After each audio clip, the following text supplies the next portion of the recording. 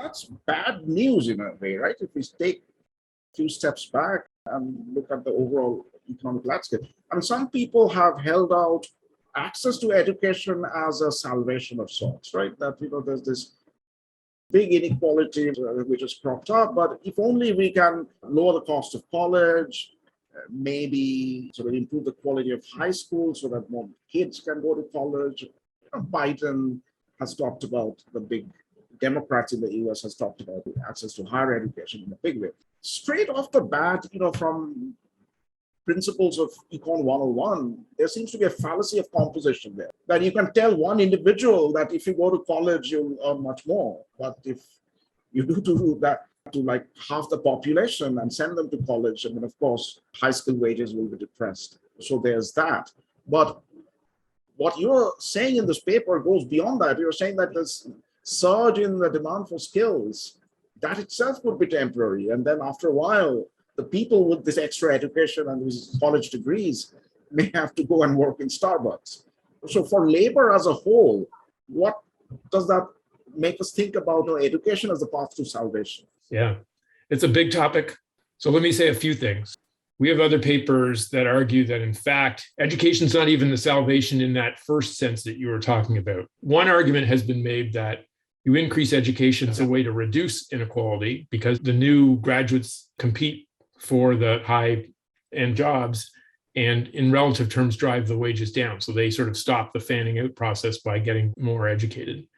But we have these papers that essentially show that the data fits better with the story where firms are choosing which technology to implement. And as you educate more workers, they choose more and more the technologies that use educated workers, which in some sense leaves the lower skilled workers further behind. So this mechanism that's meant to reduce inequality actually, for a time at least, can increase inequality.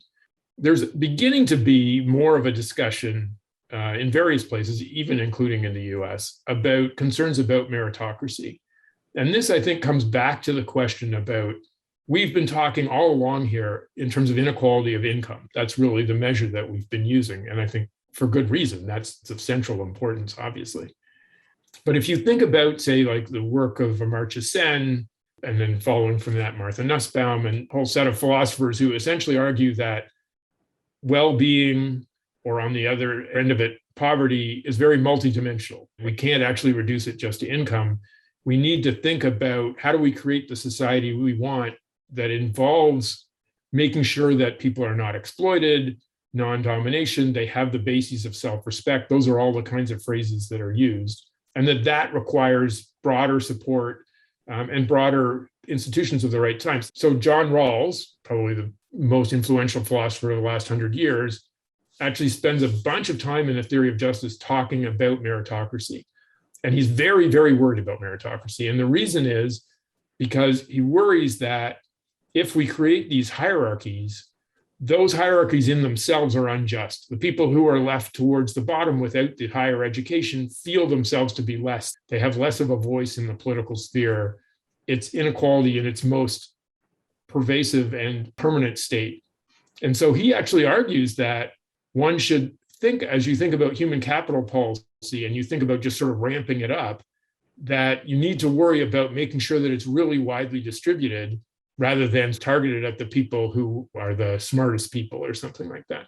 And so for all of those reasons, I really don't think that we should think of education as a silver bullet. It's often treated that way. I think we need to be very careful about it. It doesn't have the direct effects that we necessarily think it does, just in terms of the economics. And if we think of our goal to be to create a more just society, rather than even just worrying about income inequality, education has very complicated interactions with that. And you can really see that in the US, where people spend huge amounts of money before university just to get their kids trained up and with the right CV so that they can get into the right universities. And you can just see it building hierarchies in a very pervasive way. And the recent scandal about bending the rules, pulling strings to get the kids in. Right. When you make it that important for the future, somebody is going to try to, obviously it was wrong. What those people were doing was trying to get the leg up for their kids that everybody now recognizes as necessary. And that's Back to our discussion before, that's not our simple models either, right? In our simple models, our children are going to choose between being a janitor and being a lawyer. And the only reason to choose being a lawyer, there's no reason in a life cycle sense, right? It's like, yes, you get paid more as a lawyer, but that just compensates for the fact that you have to go to school longer and not earn money at the start of your life in order to become a lawyer. But we clearly know that's not true. And in fact, being a lawyer is more than even just the extra income you get. It's about social status. It's about voice in the political process. And we've, in the West at least, not done a very good job of figuring out how to take advantage of the great things that education give without having it build hierarchies that are fundamentally unjust. So the philosopher Michael Sandel, in his latest book, has sort of really talked very forcefully about this. Yeah. The economies are shifting and education is becoming more important in terms of remuneration.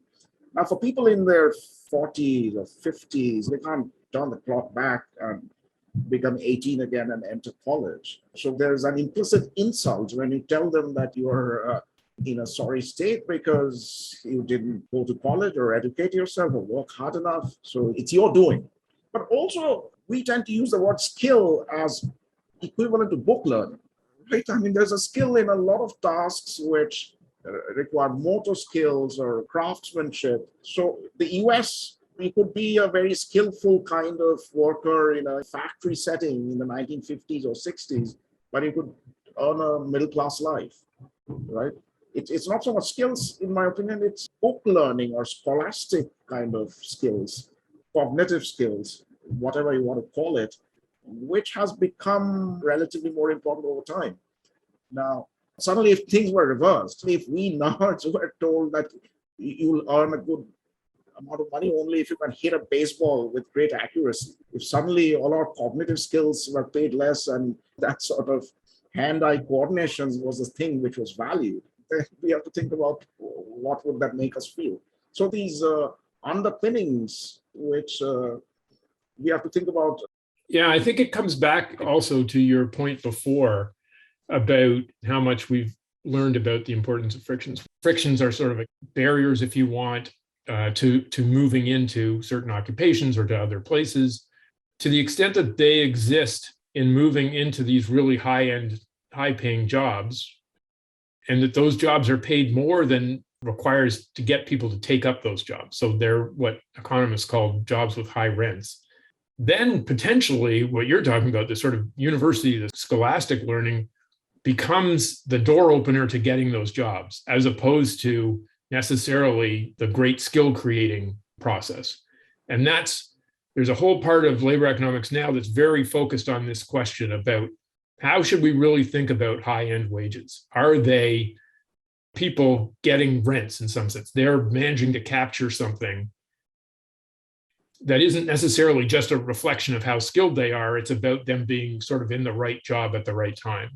And there's various very interesting evidence on that. So on one end of the labor market, one of the things of real concern, back to these questions about inequality, is what has been described as the fissuring of the labor market. That if I work for a janitor who cleans a lawyer's office, doesn't work for the law firm, they work for this intermediate firm that farms them out. And there's some really nice papers, among others by Aaron Dubé, who look at what happened in firms when they outsourced some of those kinds of service jobs. And what you see is these workers who used to be janitors in a law firm, now they're janitors at a different firm, but they work at that law firm. Their wages went down by like 10 to 15%. They don't get pensions anymore. So there's these parts about the work relationship, which really has to do with sharing rents. So it used to be the janitor got a share when the lawyers were doing well, even though all the janitor was doing was the same job, still cleaning the same floors. And that's just one piece of evidence that, in fact, a pretty decent share of what is going on in terms of wages is actually really rents rather than returns to skill. That then changes our notion here in terms of education. Is education just a way of getting access to skills? It also changes our notion of things like minimum wages. It changes our notion of whether it's actually sort of less damaging to interfere with the labor market in order to reach other goals. David, let me move to one topic which I really wanted to talk to you about, which is the idea of basic income. So you were appointed as chair of a committee by the British Columbia provincial government to look into the possibility of instituting basic income for all citizens of British Columbia, replacing the existing welfare infrastructure. And your report was out earlier this year, so it's a fascinating read. So right now there is income assistance in British Columbia. People at a very low income levels, they get cash support from the government. From what I understand, it has the structure that, for example, single adults will get about $1,000 a month. If they have some earned income up to a point, they have an exemption, so they can keep their entire check plus earn some extra. But beyond a certain point, they start losing their benefits at 100% rate, right? That every extra dollar they earn, their cash benefits from the government is reduced. First, give us a sense of what was this push for a basic income as an alternative to this system, which I have just described, and what is your overall view about how the system needs to be reformed? Yeah, so I think exactly as you described it, there's a lot of concern, and legitimate concern, about the way that we deal with people who have fallen on bad times, and sometimes sort of fairly permanently fallen on bad times. That we set up a system that is disrespectful, punitive. I mean, sort of Kafkaesque thing about this system is it's not only what you just described, which is you face 100% tax rate on any earnings, but at the same time, it's a very job search, job focused system. So essentially, once you come onto the system, then they make you search for a job all the time, right? It's basically the idea here, you should be working, you should be working, you should be working. And then they present the system to you that has 100% tax on any earnings that you make. And so in many ways, a very convoluted system. It's a system that does not treat people with respect. It gives insufficient amounts of money. And for all of those reasons, people have turned to the basic income and just sort of said, well, let's do the obvious thing. Let's clear all of this mess out. We won't make it conditional anymore on anything. We're not going to require you to search for a job, et cetera. We're just going to send people a check. What could be simpler than that? Problem solved, poverty goes away. A lot of what we did in the panel was to sort of ask, what happens if you actually try to design a basic income? What happens is you quickly learn that a basic income is going to be as complicated a policy as the thing that it's trying to replace. So for example, people talk about delivering a basic income through a tax system, and that's very common across countries. We just give it as a tax credit, essentially. So when people file their taxes, they get the money. In Canada, about 14% of people don't file taxes in a year. We found this out by linking death records actually back to tax records. So we were kind of like, well, how do we find the people who aren't in the, how do we know who's not in the tax records? And then we realized, well, everybody ends up in the death records. So we could work backwards from the death records and find out who we were missing. About 3 or 4% of people are not known to the tax system at all. And they tend to die at least in the neighborhoods that are low income neighborhoods, et cetera. It's kind of as you would expect. And so that means if you're going to bring in a basic income, you have to develop this system that's about finding those people and where they are. The other thing about delivering a basic income through a tax system is if I lost a job in February of one year, I would have to wait till the following April in Canada to be able to tell the tax authority that I lost my job and get my payment. So you'd have to create a new system that delivered benefits within the year. Well, both of those things are what the income assistance system, the welfare system already does. So essentially, we'd have to go back and reinvent the welfare system. The second thing that we really felt quite strongly, and if we think about the society we want, what people want for each other to some degree is, among other things, a feeling of community, these sort of bases of self-respect, that there are the material resources, as we've been talking about income, but there's also the opportunity to form real attachments to other people, the feeling of support, all the kinds of things that come with community. And a basic income to us, the panel, which include Reese Kesselman, who used to be at UBC actually, and Lindsay Tedds, our conclusion in the end was like, well, basic income basically says, I'm going to give you a check and wish you well. And maybe you're going to go out and form community. And maybe you're going to go out and find these resources that you need, except usually they're not very big checks. As we disassemble all these other things that potentially are the focal point for forming community, it's not clear we're moving towards a society that we really want. It puts a lot of emphasis on liberty and autonomy and very little emphasis on the notion of community as a central element. And so those two things together led us to the conclusion that if we didn't think a basic income was a good way to go, we figured you'd end up 10 years from now with a system that's just as complicated as the one you tried to replace, but with a different name, and 10 years behind on the process of trying to create a more just society with less poverty. So let me pursue that last point a little bit. So you're saying we need an alternative system than just writing checks to people, an alternative system which confers dignity on individuals and helps foster community. In the report, you talk about services, that government also has a duty to provide services to citizens, and that, I guess, would be linked to the notion of community that you're talking about. You also talk about security, that the poor are not the same. You know, somebody among the poor has lost a job, somebody has had an accident, so to treat everybody equally. And that, again, from an individual perspective, means that, you know, the assistance I'll get is independent of what fate I suffer or what my current state is, whether I'm jobless or whether I have an expensive disease. So I guess that is part of the reason why you're sort of somewhat negative on the idea of basic income. So how do the services fit in? What is the kind of services government can provide instead of cash that will further these goals, dignity as well as security of individuals? So two things. One is, I want to be clear, it's not like we're saying income is unimportant. It's not like we're saying, don't give anybody any income, you know, we can do it some other way. It's clearly a part of the process. So I think the clearest example for me is actually aging out of foster care. So in Canada, if there is a substantial problem in the family where there's a belief that it threatens the health of the child, the well-being of the child, the province will take that child out of that house and put them in foster care, so in the care of a different family who get paid for it.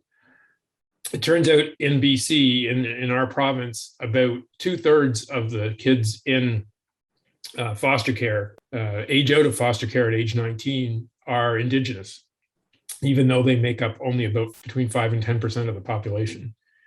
So what happens now is sort of a bizarre system. They're trained for independence. It's like they give them cooking lessons, they give them shopping lessons, and they essentially say, at age 19, you're on your own. But we've trained you to be on your own, which is not something anybody does with their children. We don't suddenly say, the door is closed, you know, we taught you how to budget, good luck from here. What we're proposing instead is that resources are put into community supports. So essentially, when they reach 19 and they age out of the system, they would choose a particular community group, which would probably be related to their First Nation, to tell you the truth. They would get something that looks like a basic income, but it would be delivered through these agencies so that when they mess up, because all kids mess up, there is a place for them to go back to, and it's part of a community that they themselves are building. And so it integrates both the income side and the community service side, but here the services are basically done from the community. They're not top down from the government. And that's probably the premier example in our mind. It's interesting, David. One of the descriptions that I've read about these towns in the Midwest in the US, when the factories left and the jobs disappeared, it wasn't just that people lost livelihoods or found it difficult to earn a salary. Some of these small towns had like one major employer, like some big company, auto plant or something. And they provided all kinds of public goods, right? So there was a public library, there was a public swimming pool, and these things were regularly maintained. And, you know, there was a sense of community. And so once these companies folded up and left, these public goods also started decaying and disintegrating. And so people are without jobs, but they're also without these places where the community met and which created bonding. So that's one somewhat subterranean aspect which relates to what you're talking about, right? Part of this role has to be played by federal and provincial government, providing public goods which foster community, and all of it can't be cashed. I would not for a moment say that there is an easy alternative here. Like this is some kind of silver bullet. We'll just do it this way. It'll all be better. Your example is a really good one because you think now, okay, on the one hand, we would want to make sure that those public goods are supported. On the other hand, are we going to maintain libraries, et cetera, in places where people have essentially left? I mean, there's a sense in which, at least, in sort of the resource towns in the interior of British Columbia, when the mine goes, same kind of thing you're talking about, people leave. And in some sense, they should leave. Putting everything in stone the way it is now is not really the answer either. And so part of what we want to talk about is income does not just solve this. Like just giving these people a check and wishing them well is not the answer. The real answer is very complicated and requires making sure that the people involved have a real voice. But there's not easy answers. I mean, you have to decide when to cut your losses. But, there are cities like Detroit, and that's a classic example. I mean, Detroit is not going to disappear anytime soon. Detroit has boarded up houses, decaying playgrounds and parking lots. Now, let me play a devil's advocate a little bit. From reading your report and some of your papers on basic income, one major thing that you're talking about is, of course, funding. I mean, if there's enough money, we can do all of these, right? You can have your foster care funded and you have a $20,000 basic income for everyone. You can go to the extent of having a universal basic income, right? Absolutely no strings attached. And that's going to be hugely expensive. So ultimately, that's the reason for having to make tough choices and having to give up on some of these goals. I mean, certainly relative to the universal basic income, which, as you say, is hugely expensive. So when we priced out a universal basic income, essentially with the guarantee at the poverty level, so you sent everybody a check that would be right at the poverty line. So literally no one was in poverty. That was several $billion more than the whole budget of the whole government of British Columbia in a year. So it'd be literally, you would have to go to everyone and say, we're doubling your tax rate this year. It's just a political non-starter. You're just never going to get anywhere close to that. On the other side, and on building more just societies, if we're going to do something with this portion of our society that at the moment we're not doing a good job with, it's going to require money. We need to find the will to commit some of our resources to this.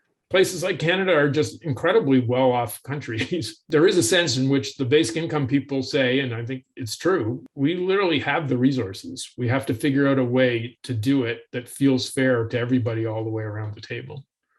What about capital taxation? I mean, people might argue that capital has had it easy, partly perhaps because it's mobile, right? And so if you try to do something in British Columbia, the capital will go to Quebec or somewhere else. So that is of course a problem. But from a justice point of view, isn't there a case to seriously rethink how capital is taxed across the world?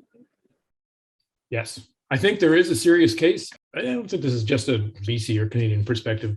If you think of Piketty's book and his argument about what's happened with capital share and how we need to tax capital, part of the empirical response to that book has been to say, okay, this returns to capital that you're talking about that are so excessive, a huge part of that is actually not the working capital, but the payments for land, the returns to land.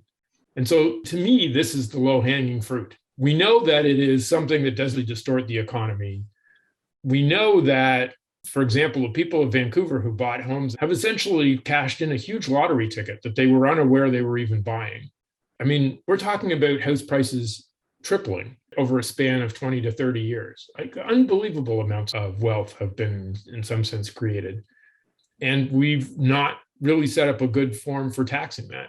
That, to me, is the place I would start with. It's sort of the thing that we know from economics. As you said, it's a very interesting debate about how much we can tax other kinds of capital. How mobile are they really? I think they're less mobile than in our theory. Like entrepreneurs who have new ideas don't move as easily across borders as one might expect they would in our models. But the economic theory is pretty clear on the other part. We can tax rents and we should tax externalities. So we should start there. And there's a heck of a lot of money that's waiting there to be taxed. I don't mean to sound sort of extreme or something, but I think it's not inappropriate. It's basically a lottery win. And then on the other side, I think all of us are living through already, like climate change is here. It's not like we're waiting to see whether it's coming. The fires, the floods, everything that we're experiencing. So we all know various ways to get to work, one of which is carbon pricing. So to me, those are the places I would go for the sources of revenue to do the things that we need to do. Right. I mean, one example of the kind of, why not tap into the resources, the inelastically supplied resources like land or minerals or what have you, or real estate. I mean, Norway is a shining example, right? I mean, the Norway welfare state is primarily funded by their sovereign wealth fund, which is coming from the oil resources, which is state-owned. I wonder whether that should, to some extent, not be an example for other countries which are not as resource-rich as Norway, maybe. They're not sitting on a lot of oil, but they have other things. And maybe they can tax working capital going forward a little bit. Sure, that has incentive effects, but there's a huge stock of already created working capital, right? Which has no incentive effects. Now, of course, if you start taxing that heavily, then there's a credibility effect that we won't tax IPOs, but we'll put an equity tax of 10% on all shares that have been traded on the stock exchange. That unleashes a lot of forces. But there's a whole lot of wealth. And as we know, wealth inequality is orders of magnitude higher than income inequality. So that is a big part where if some redistribution can be done. I think that's completely reasonable. Let me put another one on the table, which is not immediately obvious as a tax. There are rents in the system. They're sort of scattered through the economy in places. Some are easy to see, like natural resources or land in expanding cities. Others are harder to see very directly, like how much of that big return on a new invention is the drug companies will claim they need these high prices on them because of all the failed attempts that they made that they need to fund. And it's hard to tell exactly where that line is between the excess returns and the necessary returns to encourage continued investment. But one of the things that's happened in sort of lockstep with a lot of the trends that we're talking about has been a deunionization in a lot of these economies.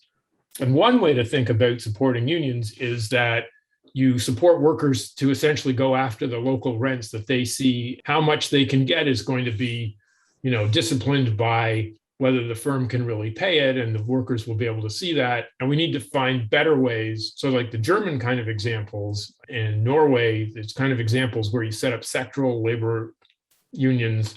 So the union is working at a level where it sees the benefit, it wants the industry to do well, as opposed to the sort of adversarial model in Canada, the US, and the UK, where it's all firm by firm and they all get to hate each other and it all gets dysfunctional. One of the things you talk about in your papers as well as in the report is that political acceptability of whatever system or reform you come up with is a big factor. You can design something and if it upsets a lot of people and stakeholders and citizens, then its prospects are dim.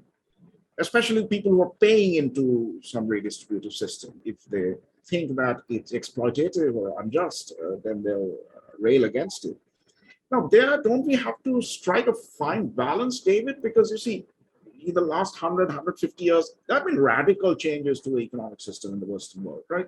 You've had the New Deal, you've had, the welfare state immediately after the war in Europe, did away with the gold standard, independent central banks, what have you.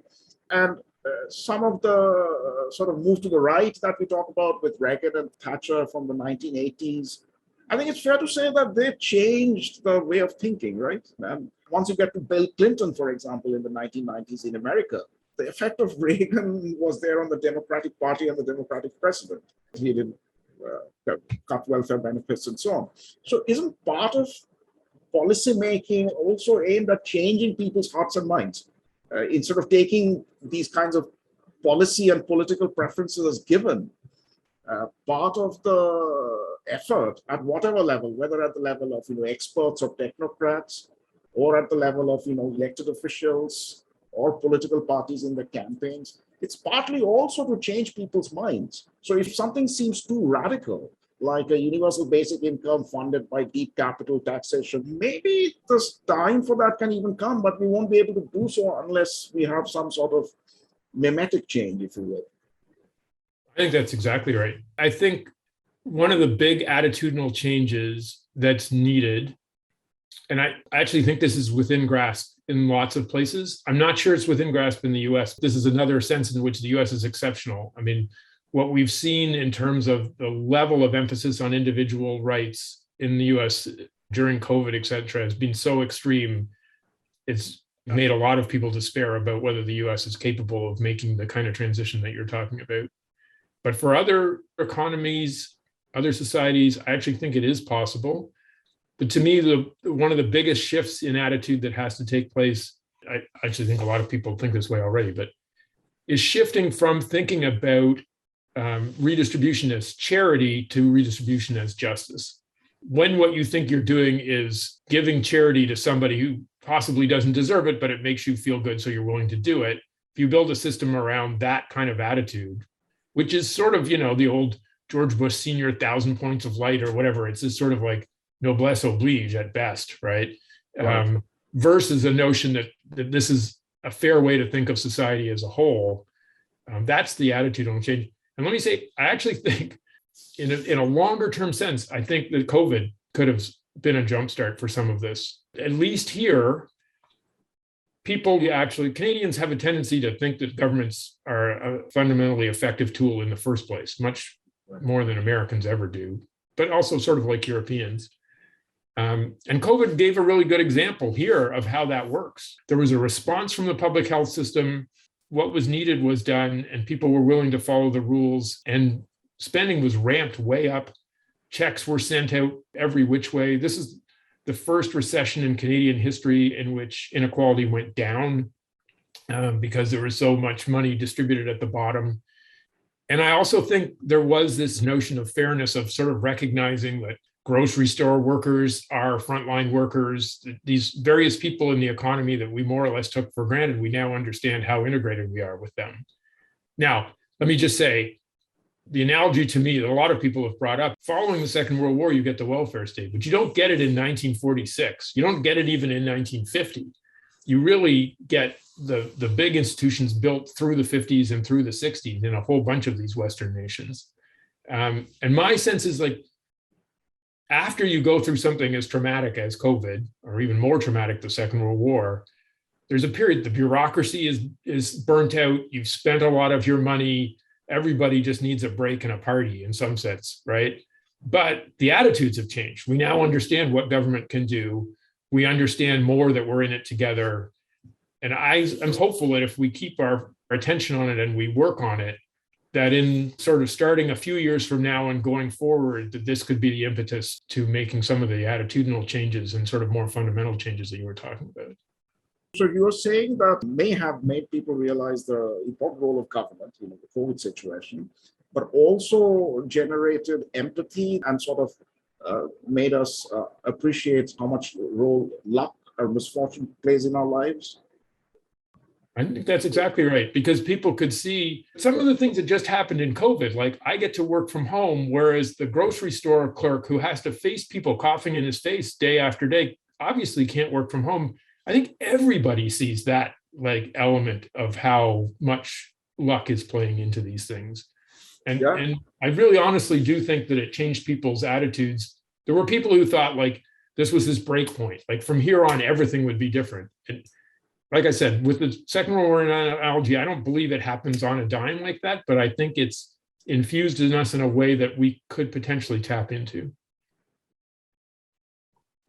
Okay, David, let's end on that note. We are practitioners of the dismal science, and we have been both pretty dismal through the course of this conversation. But you found a really kind of a light at the end of a tunnel in an unexpected way, that COVID may have been a didactic moment, a teaching moment for us in terms of greater social empathy, and perhaps in the long term, more of an appetite for genuine income redistribution and just societies. David, thank you very much for your time. I really enjoyed talking. Thanks a lot, Parikshit. Thank you, David.